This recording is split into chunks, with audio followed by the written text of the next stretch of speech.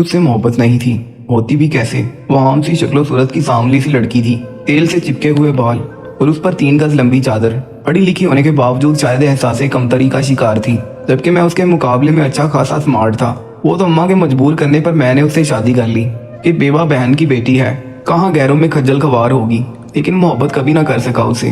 सारा दिन घर के काम में जुटी रहती, अम्मा अब्बा की जी जान से खिदमत करती, मेरी हर जरूरत का ख्याल रखती, कोई शिकवा ना शिकायत। यूं जैसे पत्थर की मूरत हो। मेरी बेरुखी उसके लिए यूं ही बरकरार रही, बल्कि रफ्ता रफ्ता उसमें इजाफा होता रहा।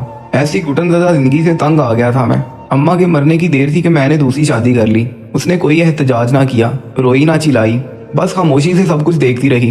दूसरी बीवी के आते ही मैं अपनी दुनिया में मस्त हो गया। पार्टियां, हंगामे, सैरो तफरी, जिंदगी एकदम बेहद खूबसूरत लगने लगी। उसे तो गोया मैं बुला बैठा। एक दिन उसके कमरे के सामने से गुजरते हुए रुकना पड़ा।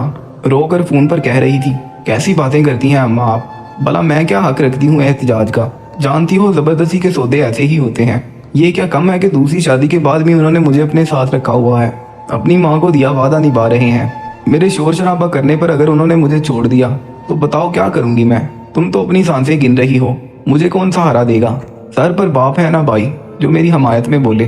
और फिर मर्द की मोहब्बत का क्या है, ये तो नफल नमाज जैसी होती है। हो गई तो हो गई, वरना कौन सी फर्ज है कि ना होने से गुनाह होगा। वो अपनी हिचकियों पर काबू पाने की नाकाम कोशिश करती रही। मैं गुमसुम खड़ा सब कुछ सुनता रहा। यकीन नहीं आ रहा था कि बज़ाहिर चट्टान की तरह मजबूत नजर आने वाली लड़की अंदर से किस कदर टूट चुकी थी। रेजा रेजा वजूद को समेट कर कैसे उसने खुद को संभाल रखा था। सिर्फ बदसूरती की वजह से वो ये सजा भुगत रही थी। मेरी इज्जत, मेरे घर की रखवाली करने वाली, अपने अंदर की घुटन में मर मर कर जी रही थी। अल्लाह के बाद जिसे उसका सबसे बड़ा सहारा होना चाहिए था, वही उसे ठुकराता और दुत्कारता रहा। जिस पर उसे मान था उसी से खौफजदा थी। बेआसरा हो जाने के डर से अपने वजूद के खोल में छुपी बैठी थी। बेइख्तियार मेरे कदम उठे और मैं उसके सामने चला गया। मुझे देखकर ठटकी और बुकला कर खड़ी हो गई। चेहरा खौफ से दर्द पड़ गया। मैंने उसके दोनों हाथ थाम लिए और दुख से बोला, जिन पर मान होता है उनका भरम रखते हैं, मुझे माफ़ कर दो। हैरत और बेयकीनी से उसने मेरी तरफ देखा।